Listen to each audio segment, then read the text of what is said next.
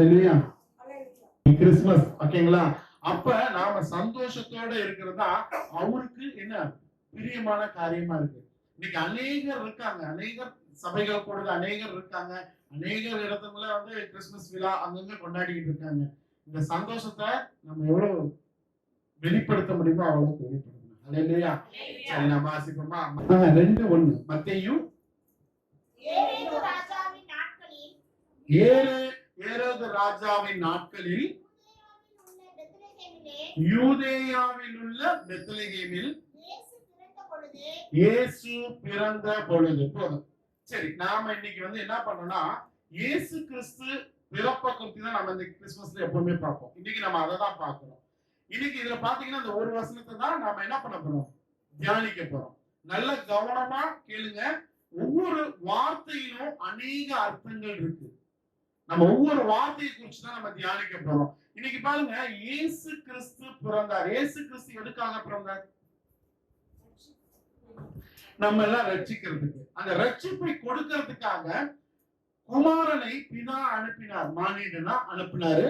பாவங்கள்லாம் சுமந்து அவர் சிலுவையில அரைஞ்சி நம்ம பாவங்கள் சாபங்கள் எல்லாத்தையும் நீக்கி போட்டார். அப்ப இந்த பாவங்கள் சாபங்கள் எல்லாத்தையும் அவர் நீக்கிப்பட்டாரு. யாருக்காக? யாரு? அதாவது நமக்காக அவர் பண்ணாரு. அதுலயும் அவரை விசுவாசவர்கள். யோவான் 3:18 எடுங்க. யோவான் 3ஆம் அதிகாரம் 18ஆம் வசனம். அவரை விசுவாசிக்கிறவன் ஆக்கினைக்குள்ளாக தீர்க்கப்படான். விசுவாசியாதவனோ தேவனுடைய ஒரே பேரான குமாரனுடைய நாமத்தில் விசுவாசம் உள்ளவனாய் இராதபடியினால் அவன் ஆக்கினைக்கு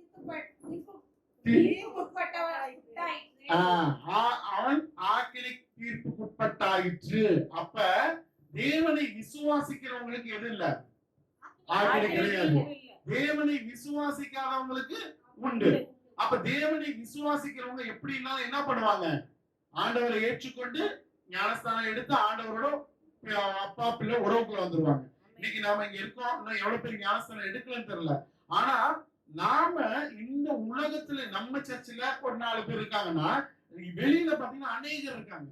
அப்ப நம்ம குடும்பத்தை எடுத்தீங்களேன், நம்ம குடும்பமா இருக்கட்டும், நம்ம குடும்பத்தை சொந்தமா இருக்கட்டும், ஃப்ரெண்டா இருக்கட்டும், அவங்க எல்லாம் ஆக்கினைக்கு தீர்ப்புக்கு உட்படுத்தப்படுறாங்கன்னாக்கா அது நமக்கு கஷ்டம் தானே. அப்ப ஆண்டவர் 3:18 யோவான்ல கிளியரா சொல்லிட்டாரு, விசுவாசித்து ஏற்றுக்கொள்ளுகிறவர்களுக்கு இல்ல, அப்ப ஏற்றுக்கொள்ளாதவர்களுக்கு கண்டிப்பாக உண்டு. அப்ப இந்த கிறிஸ்துமஸ் நாள்ல நாம ஒரு முடிவு பண்ணணும். அப்ப நம்ம என்ன பண்ணோம், நம்மளுக்கு தெரிஞ்சவங்க எவ்வளவு பேர் இருக்காங்களோ எல்லாத்தையும் நம்ம ஆண்டவருக்குள்ளார கொண்டு வர்றதுதான் நம்மளுடைய காரியமா இருக்கணும். ஹல்லேலூயா, ஹல்லேலூயா. அடுத்தபடியா பாருங்க, இயேசு கிறிஸ்து பிறந்த பிறப்பு. இது வந்து நார்மலா ஒரு பொதுவான ஒரு இதை சொல்லுங்க. இயேசு கிறிஸ்து பிறக்கிறார். ஏன் அவர் நம்மளோட பாவத்தை சுமக்கிறதுக்காக வர்றாரு.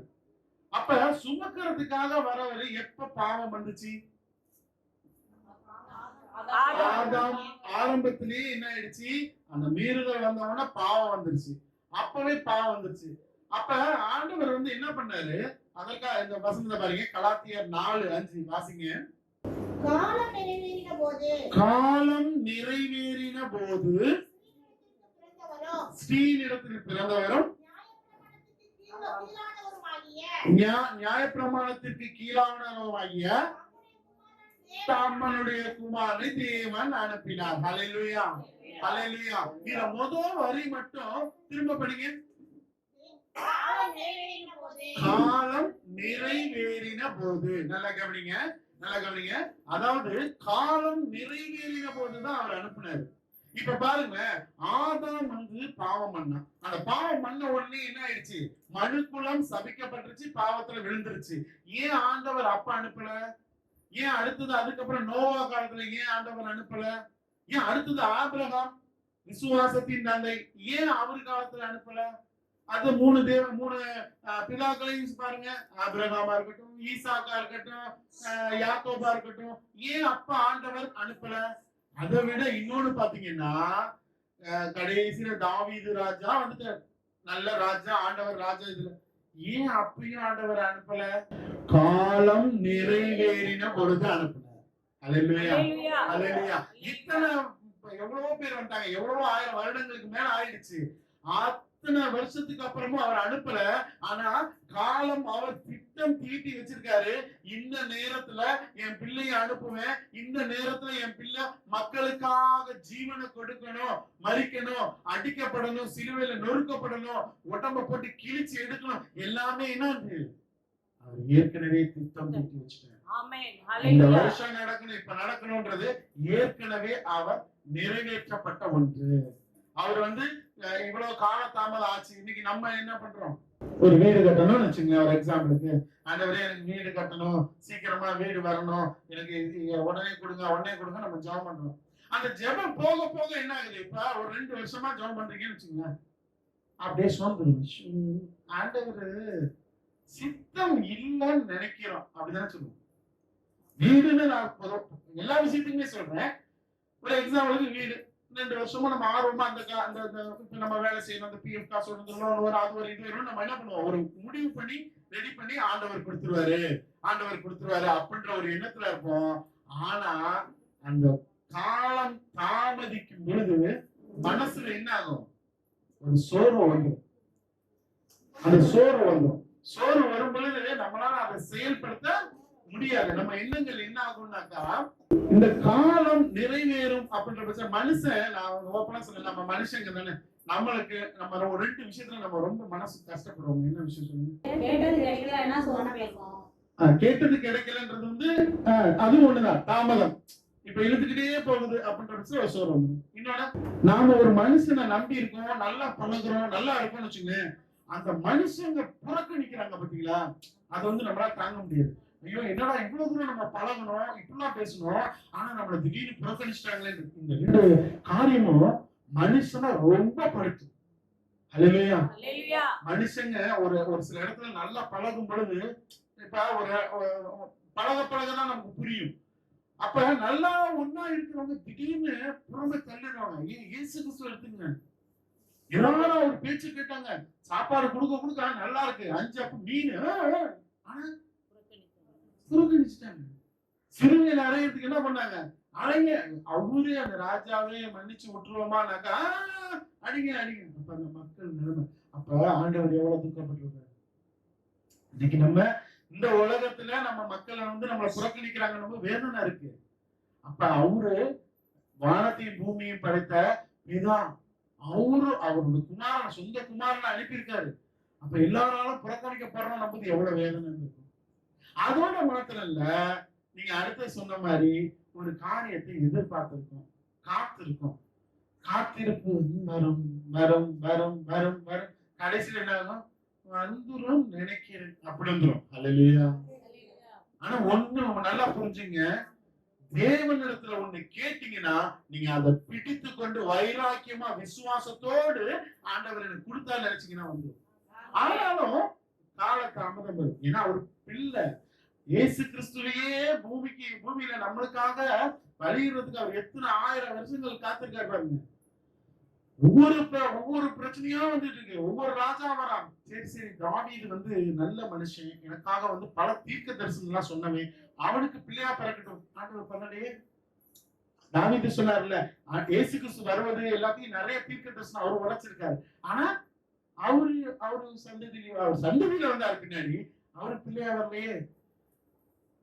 விசுவாசத்தின் தந்தை ஆபிரகாம் நல்லா நம்ம பிள்ளைய பார்த்துக்குவோம், அவனை அங்கேயே அனுப்புனாரா? இல்லையே. எவ்வளவு சூழ்நிலைகளையும் இன்னைக்கும் நாம எதிர்பார்த்து காத்திருக்கோம். இயேசு நாமத்துல இந்த இடத்துல சொல்றேன், நாம் கேட்கிற ஒவ்வொன்றையும் கொடுக்க வல்ல தேவன்.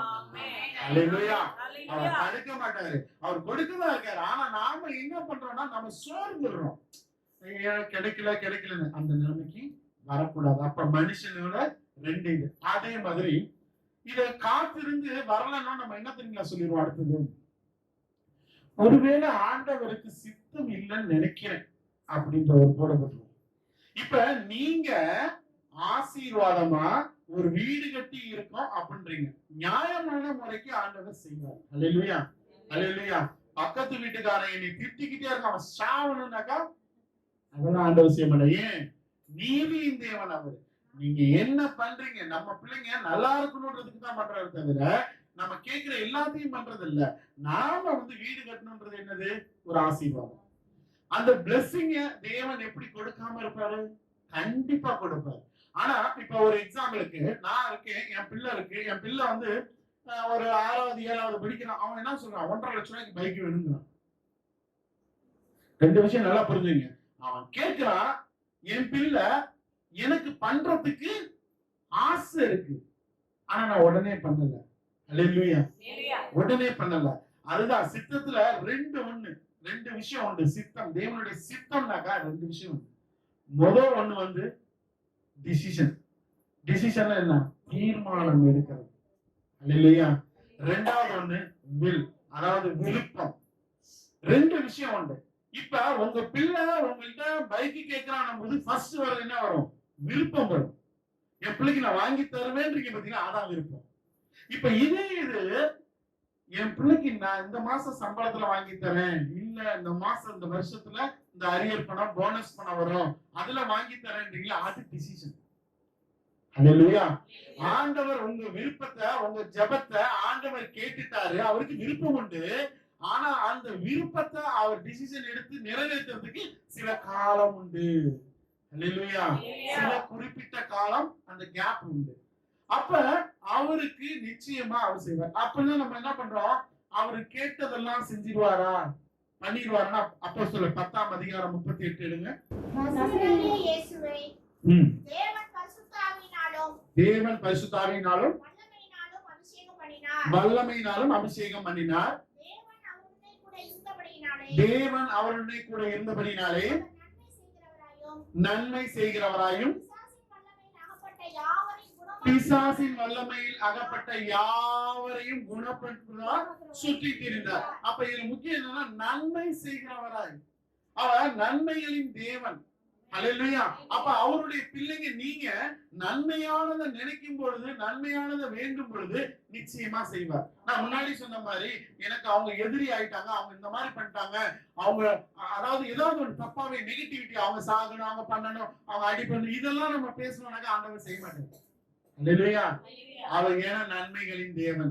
சங்கீதம் அதே மாதிரி, சங்கீதம் 7:11 நன்மை செய்கிறவராய் தான் சுத்தி திரிந்தா. அப்ப அவரோட பிள்ளைங்க நாமளும் எப்படி இருக்கணும்? நன்மை செய்கிறவரா சுத்திக்கிட்டு இருக்கணும். ஆமென். போதும். தேவன் நீதியுள்ள நியாயாதிபதி. ஹல்லேலூயா. தேவன் நீதியுள்ள நியாயாதிபதி. இப்ப நிறைய பாத்தீங்கன்னா, இன்னைக்கு நான் சொல்றேன், நான் இந்த இடத்துல நின்னுட்டு நீங்க எல்லாரும் இருக்கீங்க, உங்களுக்குள்ளார ஒரு 2 குடும்பத்துக்குள்ள ஒரு பிரச்சனை வந்துருச்சு. ஒரு குடும்பம் நல்ல பணக்கார குடும்பம், ஒரு குடும்பம் கஷ்டப்பட்ட குடும்பம். பணக்கார குடும்பம் காசு தருதுன்றதுக்காக இந்த குடும்பம் பண்றது தப்பு, நீங்க வெளில போங்க, நீங்க வாங்க அப்படின்னு சொல்றது என்னது? நீதியை புரட்டி போடுறது. இந்த வார்த்தையை நான் பேசி இங்க நிக்கிறதுக்கு 2 பேரையும் கொண்டு வச்சு 2 பேருமே வெளில போகட்டு மத்த ஆடுகளை வளர்க்கலாம். அல்லேலூயா. அல்லேலூயா. இன்னைக்கு கடைசி காலத்துல கள்ள தீர்க்க தரிசனம், கள்ள போதகம் அதிகமாயிட்டு என் கண்ணார நான் பாக்குறேன். அப்ப வேதனையா இருக்கு. நம்ம அடுத்த இதுக்கு நம்ம நியாயத்தை சொன்னோம்னாலும் நம்ம பகையாகிறோம். ஏகப்பட்ட பிரச்சனைகள். ஆனா ஆண்டவர் என்ன எப்படிப்பட்டவரா இருக்காரு? இவங்க எல்லாமே புறம்பா அந்த இல்லாதவங்க, ஆண்டவர் சொன்ன மாதிரி இல்லாதவங்களுக்கு தான் ஆண்டவர் சப்போர்ட். உன்கிட்ட கோடி பணம் இருக்கலாம், ஆனா கோடி பணம் இருக்குதுன்றதுனால அந்த பணத்தை கொடுக்கறதுனால நாங்க நீதியெல்லாம் புரட்டி போட்டு கம்மியா கஷ்டப்படுறாங்க பாருங்க, அவங்களுக்கு அநீதியை நான் செய்ய முடியாது. அப்ப என்ன அந்த நீதியை கொடுக்க வேண்டிய இடத்துல இருக்கிறேன்னா, அந்த பணத்திற்காக அநீதியை செய்கிறேன் கேட்டாக்கா, இதுதான் ஆண்டவர் சித்தமா? அல்லேலூயா. ஆண்டவர் என்ன எப்படிப்பட்டவரா இருக்காரு? நன்மை செய்கிறவரா இருக்கிறார். அவர் அதே போல நீதியுள்ள தேவன். இவங்க செய்யறது அநீதிங்கிறது உலகத்துக்கே தெரியுது, ஆனா ஆண்டவர் சித்தம் இப்படி எல்லாம் நடக்குது. சரி, அது போகட்டும். ஓகே, இப்ப திரும்ப 2ஆம் அதிகாரம் மத்தேயு 2:1.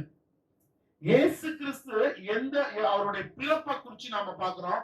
அவர் நடந்துகிட்ட இடங்கள், அது எல்லாவற்றையும் நம்ம விலாவரியா நாம பாக்குறோம். 2:1 திரும்ப படிங்க. ஆமென். 2வது பாயிண்ட் இப்ப பார்க்க போறது ஏரோது ராஜ்யம் காலத்தில். ஏரோது ராஜா காலத்துல அப்படின்னும் போது நல்லா கவனிங்க. ஏரோது ராஜா காலம்ன்றது வந்து ஒரு இருண்ட காலம். அது ரோம பேரரசு. ரோம பேரரசுல அப்ப இருண்ட காலமா இருக்கிற அந்த நேரத்துல என்ன நடக்குது அப்படின்னா, நல்லா கவனிச்சுங்க. ஆண்டவர் பிதாவானவர் தன்னுடைய ஒரே பேரான குமாரனை அனுப்புறாரு. இருண்ட காலமா இருக்கிற நேரத்துல அனுப்புறாரு. இப்ப நம்ம பிள்ளை இருக்குன்னு வச்சுக்கோங்க. நம்ம பிள்ளைய நம்ம வந்து ஒரு காலேஜுக்கு அனுப்புறோம். காலேஜுக்கு அனுப்பும்போது இப்ப இங்க இருந்து நம்ம வந்து ஆந்திராக்கு காலேஜுக்கு அனுப்புறோம்னா, ஆந்திரால எப்படி கிளைமேட், ஆந்திரால எந்த இடத்துல தண்ணி கிடைக்குதா, சாப்பாடு கிடைக்குதா, இது இப்படி இருக்கா, அது அப்படி இருக்கா, நம்ம கேட்டு பாதி போயிடுவோம். அல்லேலூயா, அப்படித்தானே? உண்மைதானே? அப்ப அவ்வளவு நம்ம பாக்குறோம் நம்ம பிள்ளைக்கு. ஆனா தேவனாகிய கர்த்தர் இயேசு கிறிஸ்துவ அனுப்புறதுக்கு தேர்ந்தெடுக்கிற இடம் எப்படி தெரியுங்களா? இருண்ட காலம். அந்த ஏரோது ராஜா, அந்த ரோம பேரரசுன்றது எப்படின்னு கேட்டீங்கன்னாக்கா, அவங்களோட பழக்க வழக்கம் ரெண்டு சொல்றேன், நல்லா கவனிச்சுங்க. அப்ப எப்படிப்பட்டவங்கன்னு தெரியும். அவங்க வந்து எப்படின்னா சாப்பாடு இருக்குல்ல, வகையா சாப்பிடுவாங்க, நிறைய சாப்பிடுவாங்க. இப்ப நம்ம சாப்பிடுறோம், நல்லா சாப்பிட்டு முடிச்சுட்டோம், வயிறு ஃபுல்லா ஆயிடுச்சுனாங்க, நம்மளால அது சாப்பிட முடியுமா?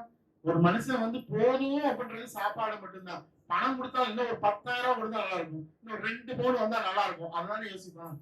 அப்ப அந்த சாப்பாட வயிறு முட்டை சாப்பிட்டுட்டு திரும்ப என்ன பண்ணுவாங்க, அந்த சாப்பாடு வந்து இது இல்ல, அதாவது மீதி இன்னும் நிறைய சாப்பாடு இருக்குன்னும் போது அவங்களால முடியாது. திரும்ப வேகமா போய் வெளியில போய் கையை விட்டு வாங்கி எடுத்துட்டு திரும்ப வந்து சாப்பிடுறோம்.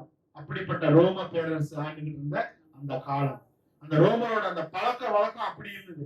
இது மாத்திரம் இல்ல, நல்லா சாப்பிடுவாங்களா, ஈவினிங் ஆயிடுச்சுன்னா அப்படியே எல்லாம் வந்து உட்காந்துருவாங்க. ஒரு சிங்கத்தை கொண்டாந்து ஒரு கூண்டுல சிங்கத்தை கொண்டாந்து போட்டுருவாங்க. எல்லாம் இந்த ரோமா மக்கள் எல்லாம் சுத்தி நின்று வேடிக்கை பார்ப்பாங்க. எவனாவது ஒரு அடிமையை தூக்கி உள்ள போட்டுருவாங்க. அந்த சிங்கம் பிக்குது பாத்தீங்களா, கைய பிக்கிறது, தலைய பிக்கிறது, ஒண்ணு ஒண்ணா பிச்சு திங்குது பாத்தீங்களா, இத பார்த்து ரசிப்பாங்க. இங்க இருந்து கமெண்ட் பண்ணாங்க, கையை தாண்டா முத கடிக்கணும், காலை தாண்டா முத கடிக்கின்ற மாதிரி அவங்க உள்ளார பேசி சந்தோஷமா இருப்பாங்க. எப்படிப்பட்ட பேர் வச்சுக்கோங்க. நீங்களா நம்மளா இருந்தா நம்ம பிள்ளைய அனுப்புவோமா? அவர் அனுப்பியிருக்காரு பாருங்க. அந்த இருளான அந்த சூழ்நிலையில அதே ரோம பேரரசு இருக்கிறதுல ஏரோது மன்னன் அந்த இடத்துல அனுப்பியிருக்காரு. அல்லேலூயா. அப்ப அவர் வந்த அந்த நேரமும் அந்த வந்த இடமும் சரியில்லை. மத்தேயு 4:15 பாருங்க.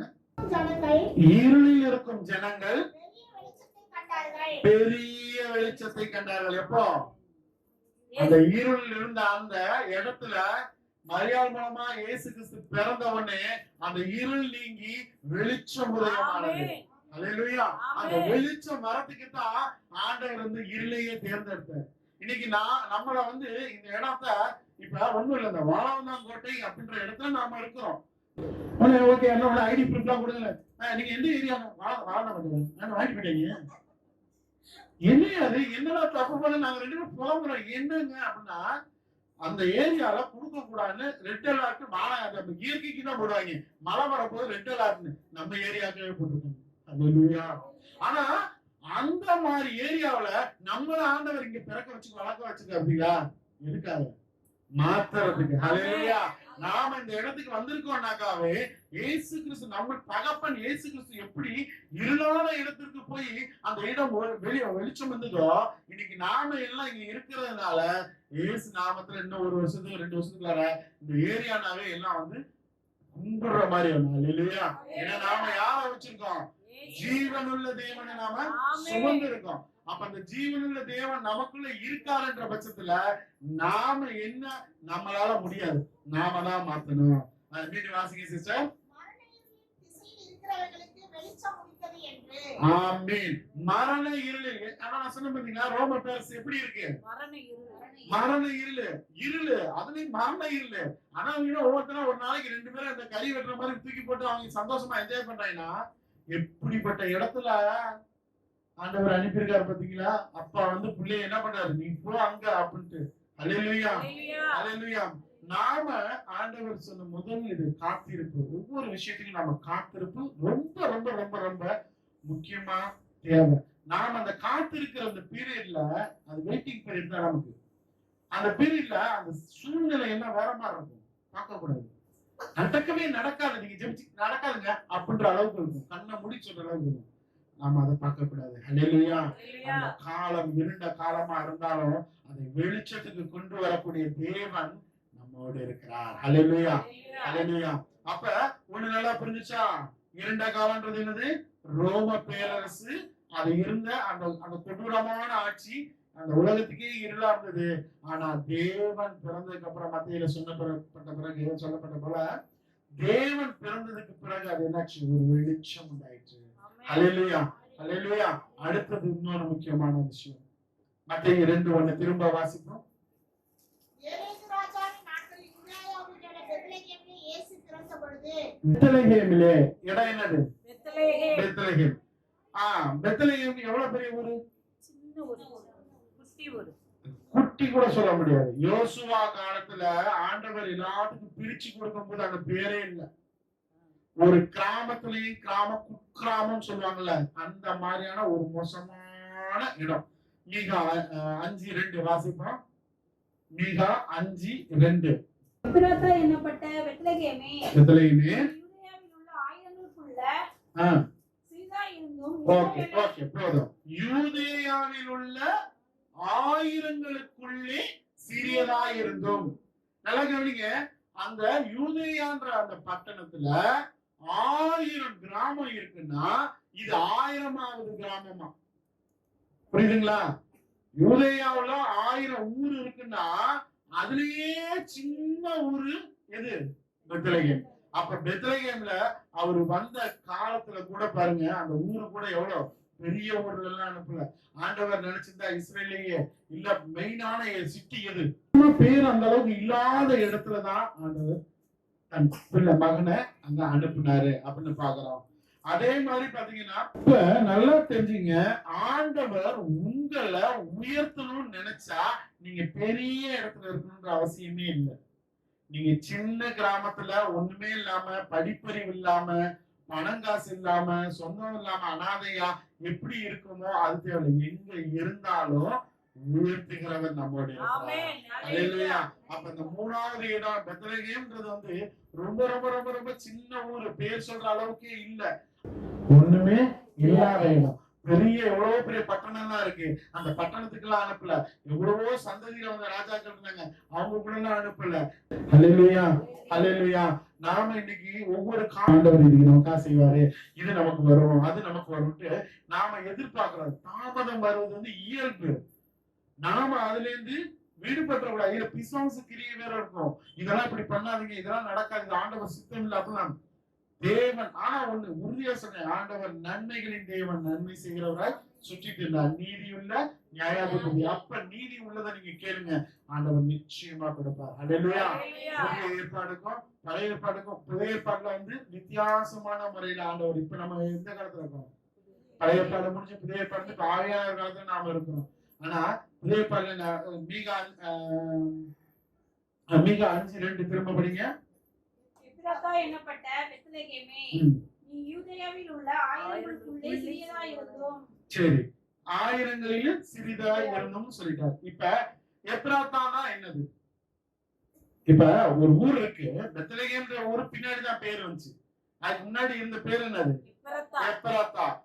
ஆதியாகமம் 35:16 எடுங்க. 35:16. தேவன் தன்னோட பேசின அந்த ஸ்தலத்திற்கு யாக்கோபு பெத்லேம் என்று பெயரிட்டான். ஹல்லேலூயா. இப்ப நாம வந்து கொஞ்சம் அந்த பழைய ஏற்பாடுல நாம பார்க்க போறோம். நல்லா கவனிங்க. ஆதியாகமம் 35:16ல அங்க யார் யார் வர அந்த வசனத்தை அப்படியே வாசிங்க தொடர்ந்து. பெத்லேமை விட்டு பிரயாணம் புறப்பட்டார்கள். ம். எப்ராத்தாவுக்கு வர இன்னும் கொஞ்சம் தூரமா இருக்கும்போதே ராகேல் பிள்ளை பெற்றாள். ம். பிரசவத்தில் அவளுக்கு கடும் வேதனை உண்டாயிற்று. 18 வரை படிங்க. பிரசவிக்கும் போது அவளுக்கு கடும் வேதனையா இருக்கையில் மருத்துவச்சி அவளை பார்த்து, பயப்படாதே, இந்த முறையில் புத்திரனை பெறுவாய் என்றாள். மரண காலத்தில் அவள் ஆத்துமா பிரியும் பொழுது அவள் அவனுக்கு பெனானி என்று பெயரிட்டாள். அவள் தகப்பனோ அவனுக்கு பென்யமீன் என்று பெயரிட்டான். ராகேல் மரித்து பெத்லகேம் என்னும் ஓகே, போதும். இப்ப நல்லா இதை கேட்டுங்க. யாக்கோபு, ராகேல். ஓகேங்களா? ராகேல் யாரு? அவருடைய மனைவி. அதாவது முதல் மனைவி யாரு? லேயா. இரண்டாவது மனைவி யாரு? ராகேல். ராகேல். ராகேலுக்கு எத்தனை பிள்ளைங்க? யோசேப்பும் பென்யமீனும். 2 பிள்ளைங்க தான். யோசேப்பு, பென்ஜமின். இப்ப இவங்க கடந்து வராங்க. கடந்து அந்த இடத்துல வரும் பொழுது, எந்த இடம்?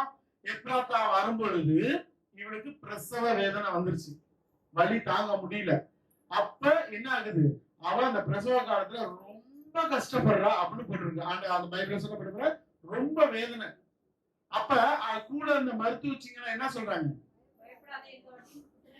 பயப்படாதே, இந்த வாட்டி புத்திரனை பெறுவ, மகனை பெறுவ அப்படின்ட்டாங்க. அப்ப இவ அந்த வலி வேதனை தாங்க முடியல. இது எல்லாத்துக்கும் இருக்கிறதான்னு வச்சுங்க. அந்த வலி வேதனையில இவ பிள்ளைக்கு என்ன பேர் வைக்கிறா? பெனானி. என்ன பேரு? பெனானி. பெனானின்னு அர்த்தம் என்ன தெரியுங்களா? வருத்தத்தின் குமாரன். நான் படுற அந்த கஷ்டத்துக்கு பிறந்தவன்ற மாதிரி வருத்தத்தின் குமாரன் அப்படின்னு பேரு. என்னதுக்கு? பெனானி. அப்ப இவ பட்ட கஷ்டம் உண்மைதான். அப்ப அதே போலதான் யாக்கோபும் அதேதான். கூட இருந்தாலும் அவனுக்கும் அந்த வேதனை இருக்கும். இன்னைக்கு பிரசவத்துல பொண்டாட்டி தான் கஷ்டப்படுறா, புருஷனுக்கு எல்லாம் ஜாலி. அவனுக்கும் அந்த வேதனை இருக்கும். ஐயோ என்ன ஆகுமோ ஏதாகுமோ, பிள்ளை நல்லா பிறக்குமா, பொண்டாட்டி உயிரோட, இந்த கஷ்டங்கள்லாம் இருக்கும். அது ஒரு உளைச்சல் தான். சோ 2 பேருக்கும் ஒரே வலி வேதனை தான் வச்சுங்க. அப்ப இவன் என்ன சொல்றா? பெனானின்னு வருத்தத்தின் குமாரன்னு பேர் வைக்கிறா. நம்மால எப்படி வைக்கிறாரு யாக்கோபு? பென்யமீன். என்னது? பென்யமீன். பென்யமீன் என்னன்னா வலது கரத்தின் குமாரன், வலது பாரிசத்தின் குமாரன். எனக்கு எல்லாமே இனி இவன் தான். வலது கரம்ன்றது நம்ம எல்லாமே சொல்லுவோம் தெரியுங்களா? ஆண்டவர் வலது பாரிசத்தில் நம்மள வச்சு ஒவ்வொரு விஷயமும் வலதுங்கிறது ரொம்ப முக்கியத்துவம் உள்ளது. அப்ப இந்த வேதனையில இத்தனைக்கு யோசேப்பு பிறந்துதான், 2ஆம் பிள்ளைதான். பிறந்த பிள்ளை மேல அவன் ரொம்ப பிரியம் தான். ஆனா இந்த பிள்ளை இந்த வேதனை இந்த கஷ்டத்துல பழுதுன போது இந்த இடத்துல என்ன சொல்றான்? என் வலது பாரிசத்தின் குமாரன். இன்னைக்கு நம்ம எடுத்துங்க, நம்மளோட காலகட்டத்துல ஒரு விஷயத்த நாம எப்படி பாக்குறோம்ன்றதுதான் ரொம்ப முக்கியம். அவ பட்ட கஷ்டத்துக்கு அத வேதனையா நினைச்சதுனால அவ ஒரே இது என்ன பண்றா? எல்லாத்துக்கும் காரணம் வருத்தத்தின் குமார்னு பேர் வைக்கிறா அப்படின்னு வச்சுட்டா அவ. ஆனா இதே பிள்ளைக்கு இதே சிச்சுவேஷன்ல இதே சூழ்நிலையில யாக்கோபு வைக்கிறது எப்படி இருக்கு? என் வலது பாரிசத்தின் குமாரன். அவன் அதனாலதான் அந்த கடைசி வரை யோசேப்ப கடத்தி கொண்டு போயிட்டாங்க. அங்க போயிட்டு அவன்ற பட்சத்துல கடைசி அவன் முதிர் வயது வரை இருந்த கூட இந்த யாரு 17 வருஷமா எத்தனை வருஷம் யோசேப்பு அங்க இருந்தான்? 17ஆவது வயசுல கொண்டு போய் 30 வருஷம் ஆயிடுச்சு. 13 வருஷம் அவன் அங்க இருந்தான். இந்த 13 வருஷம் தகப்பனை கரம் பற்றி இருந்தது யாரு? பென்யமீன். அல்லேலூயா, அல்லேலூயா. அந்த வசனத்தின் பிற்பகுதியை வாசிங்க. அவங்க பேர் வச்சாங்க 35, 18 நினைக்கிறேன். மரண காலத்தில் அவள் ஆத்மா பிரியும் போது அவள் அவனுக்கு பெனானி என்று பெயரிட்டாள். அவள் தகப்பனோ அவனுக்கு பென்யமீன் என்று பெயரிட்டாள். அதுக்கு அடுத்தது ராகேல் மரித்து பெத்லகேம் என்னும் எப்ராத்தா ராகேல் மரித்து. போதும் போதும். அம்மா போயிட்டாங்களா? அம்மா என்ன சொன்னாங்க? வருத்தத்தின் பிள்ளை பேர் வச்சாங்களா? அவங்க சிந்தனை எப்படி இருக்கு? இந்த சூழ்நிலையை பார்த்து ஐயோ நான் இவ்வளவு வேதனைப்பட்டேன், இவ்வளவு கஷ்டப்பட்டேனே அப்படின்ட்டு பேரை வைக்கிறாங்க.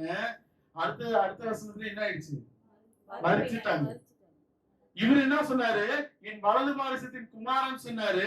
அதுக்கு எத்தனை வருஷம் அவர் இருந்தாரு? இந்த வேதனையில இத்தனைக்கு யோசேப்பு பிறந்துட்டான், 2ஆம் பிள்ளைதான். பிறந்த பிள்ளை மேல அவன் ரொம்ப பிரியம் தான். ஆனா இந்த பிள்ளை இந்த வேதனை இந்த கஷ்டத்துல பழுதுன போது இந்த இடத்துல என்ன சொல்றான்? என் வலது பாரிசத்தின் குமாரன். இன்னைக்கு நம்ம எடுத்துங்க, நம்மளோட காலகட்டத்துல ஒரு விஷயத்த நாம எப்படி பாக்குறோம்ன்றதுதான் ரொம்ப முக்கியம். அவ பட்ட கஷ்டத்துக்கு அத வேதனையா நினைச்சதுனால அவ ஒரே இது என்ன பண்றா? எல்லாத்துக்கும் காரணம் வருத்தத்தின் குமார்னு பேர் வைக்கிறா அப்படின்னு வச்சுட்டா அவ. ஆனா இதே பிள்ளைக்கு இதே சிச்சுவேஷன்ல இதே சூழ்நிலையில யாக்கோபு வைக்கிறது எப்படி இருக்கு? என் வலது பாரிசத்தின் குமாரன். அவன் அதனாலதான் அந்த கடைசி வரை யோசேப்ப கடத்தி கொண்டு போயிட்டாங்க. அங்க போயிட்டு அவன்ற பட்சத்துல கடைசி அவன் முதிர் வயது வரை இருந்த கூட இந்த யாரு 13 வருஷம் அவன் அங்க இருந்தான். இந்த 13 வருஷம் தகப்பனை கரம் பற்றி இருந்தது யாரு? பென்யமீன். அல்லேலூயா, அல்லேலூயா. அந்த வசனத்தின் பிற்பகுதியை வாசிங்க. கடைசி வரை அவர் இருந்தாரு, அவ்வளவு நாள் இருந்தாரு. அப்ப இந்த சூழ்நிலையில நாம இப்ப நம்மளோட சூழ்நிலை நாம எதை எப்படி எல்லாம் பாக்குறோம்ன்றதுதான் முக்கியம். அல்லேலூயா, அல்லேலூயா. அல்லேலூயா. உற்சாகமா இருக்கீங்களா? ஆமென். புரியுதா? இப்ப நம்மளுடைய சூழ்நிலையில நம்ம என்ன பாக்குறோம்ன்றது. ராகேல் என்ன சொன்னா, வருத்தத்தின் குமாரன் நொந்து போய் சொன்னா, கடைசியில அவன் வருத்தத்தின் குமாரன் மாதிரி அவளும் செத்து போயிட்டான். யாக்கோபு என்ன சொன்னா, என் வலது பாயசத்தின் குமாரன்னா அவன் கடைசி வரையும் அவன் தான் கைத்தாங்களா இருந்து கூட்டிட்டு போனான். இன்னைக்கு நாம என்ன பண்றோம், ஒரு சூழ்நிலை வருது, பிரச்சனை வருதுன்னா அதுல உள்ள குறைவை நீங்க பார்க்கவே பார்க்காதீங்க. அதுல உள்ள நிறைவை நீங்க பார்க்க அந்த குறைவும் நிறைவாகும். அல்லேலூயா, அல்லேலூயா. நாம பார்க்கிற பார்வையில தான் இருக்குது. அல்லேலூயா. இப்ப நம்ம வந்து ரிசீவ் அப்படின்றோம். RECEIVE receive. அப்படின்னா ஐ ஹேவ் அர்த்தம் என்னன்னா ஐ ஹேவ் எனக்கு இருக்கிறதுன்னு அர்த்தம். அல்லேலூயா. எனக்கு இருக்கிறது. ரிசீவ் அப்படின்னா மீண்டும் எனக்கு இருக்கிறது. அல்லேலூயா. அப்ப ஆதாம் பண்ணின பாவம் நம்ம எல்லாருமே என்ன பண்ணோம், நம்ம மேல பாவம் சாபம் எல்லாமே வந்துருச்சு. ஆனா அதே இது இயேசு கிறிஸ்து அதை முறியடித்த பிறகு ஆதாம் இழந்த ஆசீர்வாதங்களை ரிசீவ் மீண்டும் நாம பெற்றுக்கொண்டோம். ஆமென். அல்லேலூயா. அல்லேலூயா. இயேசு கிறிஸ்து இந்த பூமியில மகனா மானிடனா வந்து எல்லாத்தையும் சுமந்து தீர்த்து நமக்கு அந்த ஜெயத்தை எடுத்து கொடுத்துட்டாரு. அல்லேலூயா, அல்லேலூயா. அவர் கொடுத்த அந்த ஒரு அந்த இது காரியங்கள் எல்லாவற்றையும் நாம பெற்றுக்கொண்டவரா நாம இருக்கிறோம். இன்னைக்கு இந்த கிறிஸ்துமஸ் நாள்ல கூட ஆண்டவர் பிறந்தார் அப்படின்னா நாம மனம் மாற்றம் அடையும் பொழுதுதான் அவர் நம்மளுடைய இருதயத்துல அவரு பிறப்பாரு. நீங்க 5:2 திரும்ப வாசிங்க. எப்ராத்தா என்னப்பட்ட பெத்லகேமே, எப்ராத்தா என்னப்பட்ட பெத்லகேமே, நீ யூதேயாவில் உள்ள சிறியதாயிரு. எப்ராத்தா அப்படின்றதுல 2 அர்த்தம் இருக்கு. என்னது? 2 அர்த்தம் இருக்கு எப்ராத்தான்றதுல. எப்ராத்தானாக்கா சாம்பல்னு அர்த்தம். அல்லேலூயா, சாம்பல். இந்த எப்ராத்தான்ற நாடு, அதாவது ஊரு ராகேல் யாக்கோபு இருக்கிற பட்சத்துல இருந்த அந்த ஊரு ஒரு காலத்துல எரிந்து சாம்பலாக்கப்பட்டுச்சு. அதனால அதுக்கு என்ன பேரு? சாம்பல்.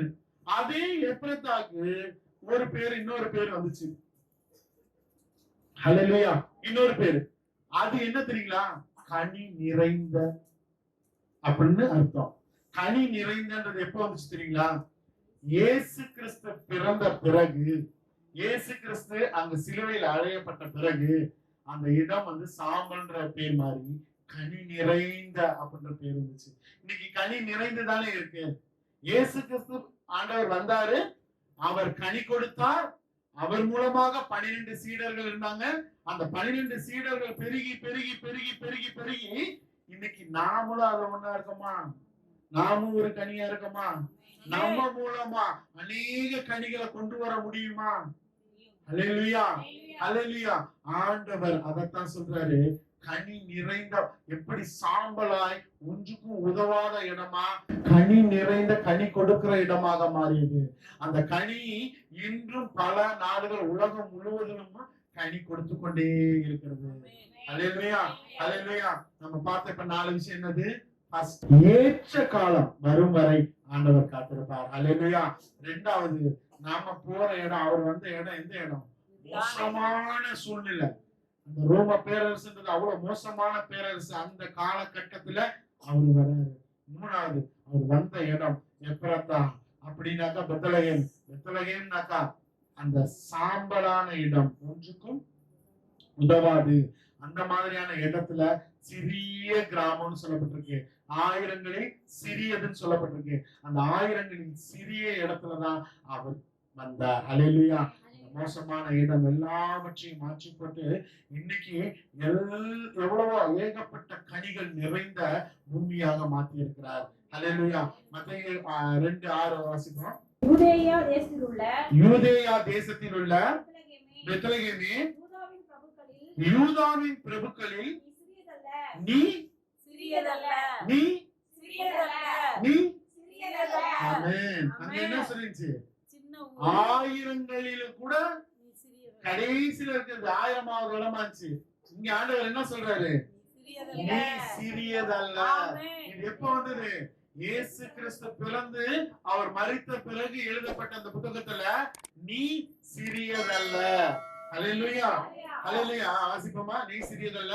என் ஜனமாகிய இஸ்ரவேலை ஆளும் பிரபு என் ஜனமாகிய இஸ்ரவேலை ஆளும் பிரபு உன்னிடத்திலிருந்து புறப்படுவார் என்று உன்னிடத்திலிருந்து புறப்படுவார்கள். ஹல்லேலூயா, ஹல்லேலூயா. இன்னைக்கு நாம இங்க இருக்கிறோம் எல்லாம் சேர்ந்துன்னா இந்த இடத்திலிருந்து அநேகர் புறப்பட்டு போகக்கூடிய அளவுக்கு ஆண்டவர் கிருபை நமக்கு கொடுத்திருக்கிறார். எவ்வளவு மோசமான இடம், எவ்வளவு மோசமான தெரு, என்னென்ன வேணாலும் சொல்லட்டும். ஆனா நாம நீதியின் தேவனின் பிள்ளைகள், அவருடைய வாரிசு. அப்ப நாம போகிற இடமெல்லாம் மாற்றம் வரணும். எவ்வளவு இருள் இருந்தாலும் சரி அந்த இடத்துல வெளிச்சம் நம்ம மூலமாக வரும். ஹல்லேலூயா சொல்லுமா, ஹல்லேலூயா சொல்லுமா.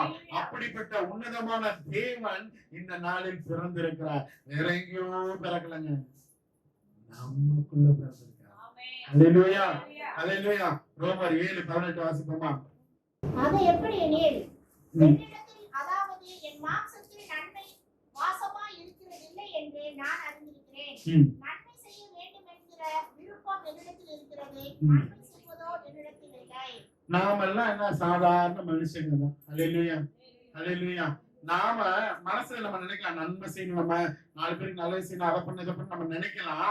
ஆனா அதை செய்ய முடியாத அளவுக்கு கெடுதல் தான் நாம செய்வோம். அதுதான் பவுல் சொல்லியிருக்காரு.